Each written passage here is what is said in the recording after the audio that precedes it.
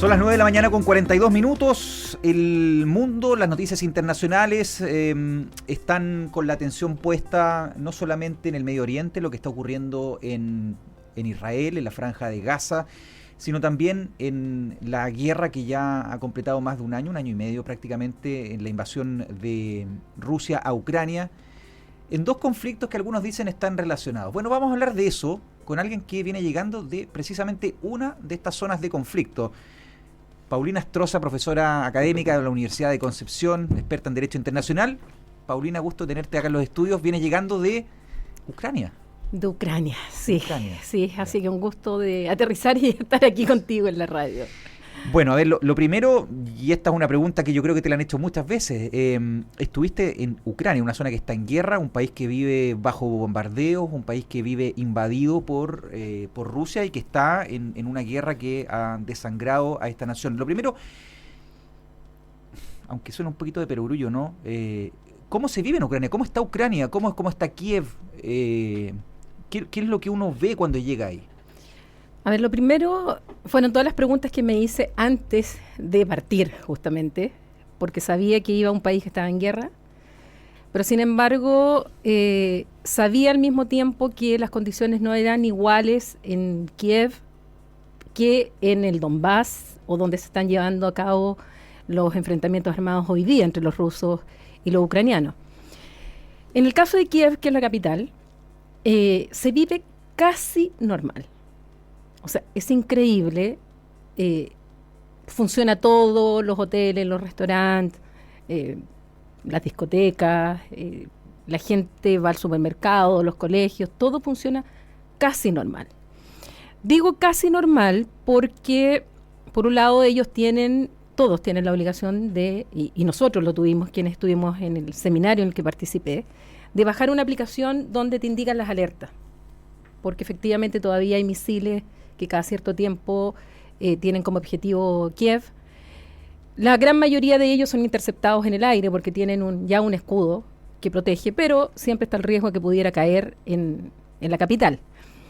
Y cuando saltan las alarmas y las personas tienen que irse a los refugios, al metro o a los refugios que tienen los hoteles o a los refugios que las propias personas se han creado. Pero ya es casi como los terremotos en Chile o los temblores. O sea, y alguien me lo dijo. Yo no tuve ninguna alerta cuando estuve allá.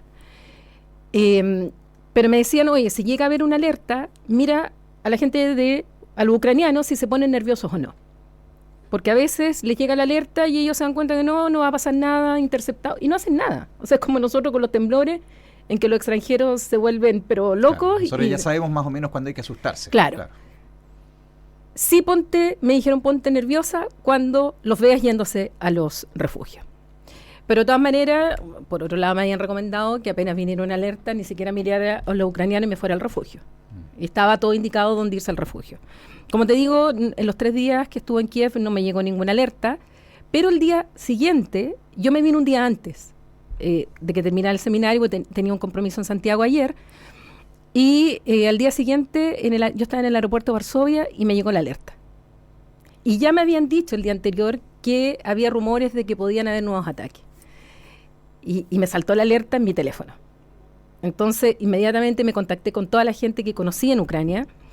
Y claro, me dijeron que se habían asustado, que llevaban muchos días sin estas alertas, que no había pasado nada, pero que era como, de nuevo, volver a nuestra realidad de estar atentos a lo que puede pasar. ¿Tú llegaste en avión a Kiev o no. por...? Claro, eso te lo pregunto sí. por lo que uno dice, volar en Ucrania es una locura. O sea, ¿llegaste en tren? En tren, solo se puede llegar en tren y solo se puede llegar por Polonia. Está, obviamente, el espacio aéreo cerrado, el aeropuerto está destruido, y todos llegan por tren, que para que calcules, entre Varsovia y Kiev son 15 horas en tren. Se viaja normalmente de noche. Yo me fui primero con un grupo que éramos los invitados a este seminario, que nos llevaron en una van hasta la frontera y ahí tomamos el tren y el tren fueron como 11, 12 horas y viajamos de noche. Era un tren un poquito más moderno, pero a la vuelta me volví sola y era un tren así como de la época soviética y ese sí era directo. era directo desde Kiev a Varsovia. Y esas fueron 15 horas. Ahora, hablamos de una cierta normalidad en Kiev, pero no nos olvidemos que Kiev y la región circundante de Kiev, si bien ahora no está en la línea de combate, donde están en el este, ¿no es cierto?, en el Donbass, en Donetsk, en Lugansk, sí fue escenario de combates cruentos, sí fue escenario de matanzas, ¿no es cierto?, que perpetraron los ocupantes rusos y de las que tú tuviste también oportunidad de ver o de investigar. ¿Qué se puede ver? ¿Qué hay de eso ahí en lugares donde hubo combate hasta hace un poco más de un año y murió tanta gente? Nos llevaron específicamente a las 3 ciudades que fueron como la frontera hasta donde llegaron los rusos sin entrar a Kiev, porque nunca entraron a Kiev. Y nos llevaron a 3 ciudades, una que olvido siempre el nombre, pero otras 2 que no me puedo olvidar el nombre, que es Bucha e Irpin. Claro, donde fueron las matanzas. Donde fueron las matanzas. Sobre todo Bucha. Recordemos las imágenes terribles, cómo estaban los cuerpos en la calle. E Irpin es conocida también porque los ucranianos volaron un puente para evitar que las tropas rusas siguieran avanzando. Y nos llevaron al puente, estuvimos en esa zona, pero además nos llevaron a las ciudades. Y uno podía ver cómo se están reconstruyendo rápido. Hay mucho dinero de la Unión Europea. Se ve las reconstrucciones y tienen los letreros donde dice esto se ha reconstruido gracias a fondos de la UNICEF también, fondos internacionales, gracias también a fondos de Estados Unidos, de Occidente en general. Y, por ejemplo, en el caso de la primera ciudad, fuimos a un colegio que había sido destruido por los rusos y que ya estaba la mitad del colegio reconstruido, estaban en clases, las salas estaban muy bien, habilitadas, pero había una parte donde uno podía ver cómo habían quedado.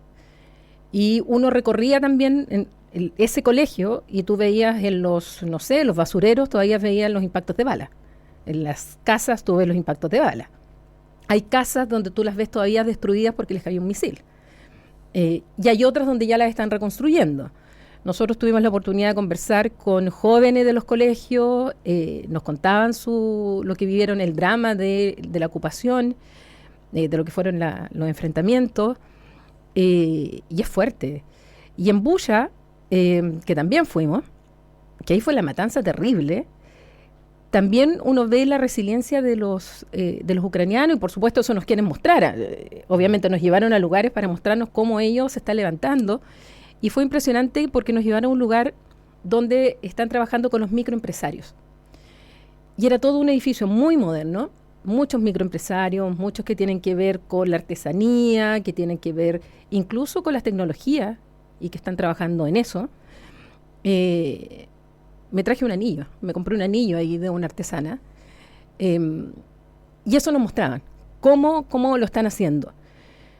Pero también hablamos con una vecina en la cual su casa está todavía destruida y le habían puesto una media agua en los términos de nosotros, una casa de emergencia para vivir mientras su casa se la reconstruía. Entonces, el drama está ahí.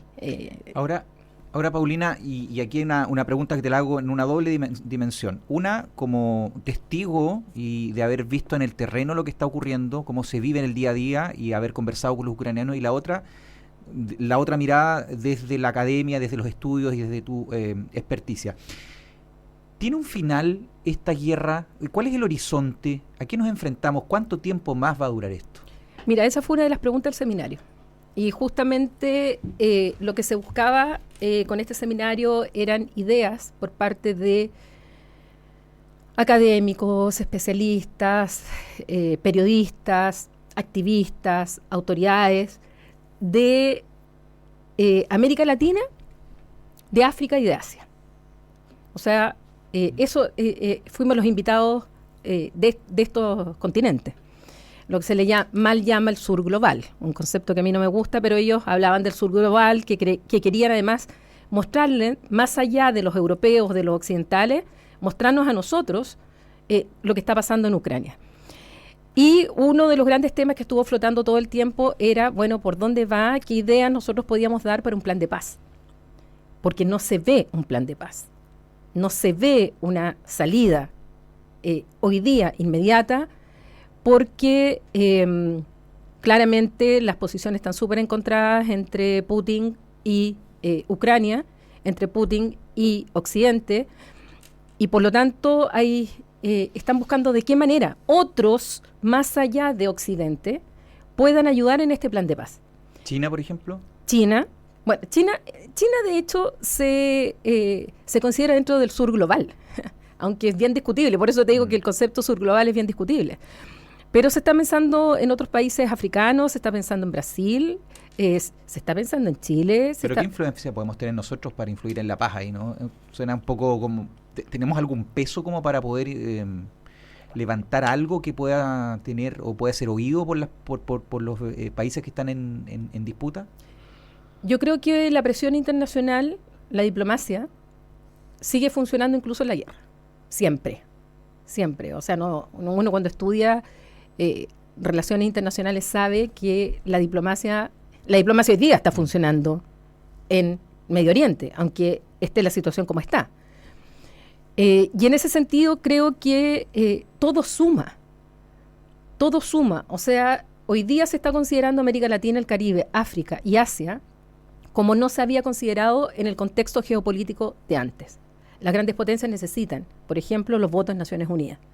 Necesitan el apoyo internacional para determinadas decisiones que ya solos hoy día vemos que ya no son capaces de detener. Hoy día Estados Unidos no es capaz, como antes, de poder controlar la respuesta de Israel frente a los terribles ataques de terroristas de Hamás. Oye, vamos a Israel. Aprovechemos que nos hiciste el puente ahí para viajar al otro conflicto y preguntarte de qué manera uno puede encontrar un vínculo o una relación entre ambas cosas, entendiendo que son causas distintas, que son situaciones distintas, pero hay intereses que están ahí muy cruzados de las grandes potencias.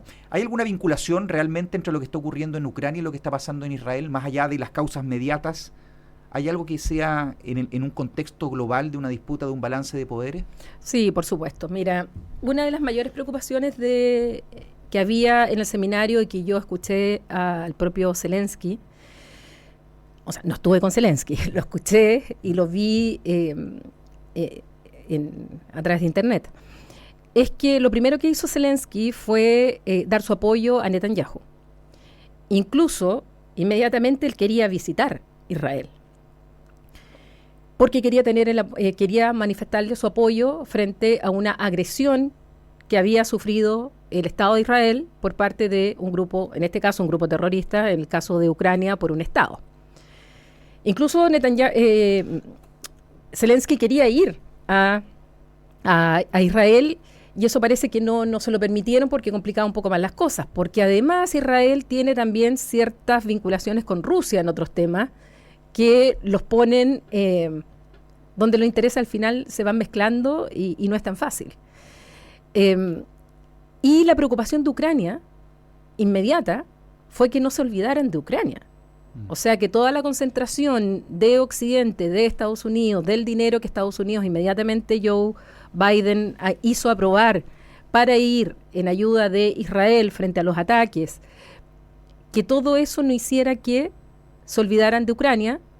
Y justamente cuando Zelensky está pidiendo más drones, Zelensky sabe que se van a intensificar también por parte de Rusia, aprovechando este escenario, los ataques, y resulta que no están capacitados militarmente para poder hacer frente durante mucho tiempo más. Y eso lo venía diciendo antes y ahora tiene mayor preocupación porque obvio que el foco y la atención hoy día es el Medio Oriente y no es Ucrania. Paulina, nos queda un minuto antes de irnos al informador, a las noticias de las 10, pero si tú pudieras hacernos una proyección de lo que crees que va a terminar ocurriendo en Medio Oriente. ¿Esto va a una escalada y a un choque inevitable entre Israel e Irán? ¿O este conflicto podrá quedar acotado a los enfrentamientos directos entre Hamás y los grupos radicales y el Estado de Israel? Mira, es difícil proyectar bien lo que está pasando porque ya el propio ataque de Hamás no había ocurrido nunca en la historia del Estado de Israel un ataque de este tipo por tierra, mar y aire y con esa cantidad de rehenes. Por lo tanto, es muy difícil hacer una proyección. Lo que yo creo es que a las grandes potencias no les interesa y al contrario, va contra sus propios intereses que esto se extienda mucho más. No le interesa a China, no le interesa a Estados Unidos, no le interesa a Europa, por lo tanto podría, y por eso que se ha movido tanto Blinken, por eso que se ha movido tanto Estados Unidos, las presiones que han venido, para poder focalizarlo a lo más que haya un impacto regional, pero no mundial. Y en ese sentido yo creo que las presiones están yendo hacia allá. Y al mismo tiempo Israel está complicado para poder responder con una invasión terrestre por los rehenes. Porque para Israel es muy importante la vida de sus nacionales. O sea, ha sido capaz de cambiar 1.000 presos palestinos por un soldado israelí. Y ahora tienen una cantidad de rehenes en manos de Hamás, que obviamente esto lo hace más difícil. Entonces, yo creo que la diplomacia tarde o temprano, las presiones van a hacer que esto se restrinja y no tenga un impacto mayor. Tal vez es un deseo más que una proyección científica, pero no veo una tercera guerra mundial, como algunos me han preguntado. Paulina Astroza, siempre un gusto conversar contigo, sobre todo ahora regresando de la zona de conflicto, de una de las 2 zonas de conflicto más candentes en el mundo, en este caso ahí desde Ucrania. Muchas gracias por esta conversación. Gracias a ti, Mauricio. Estamos donde está la noticia.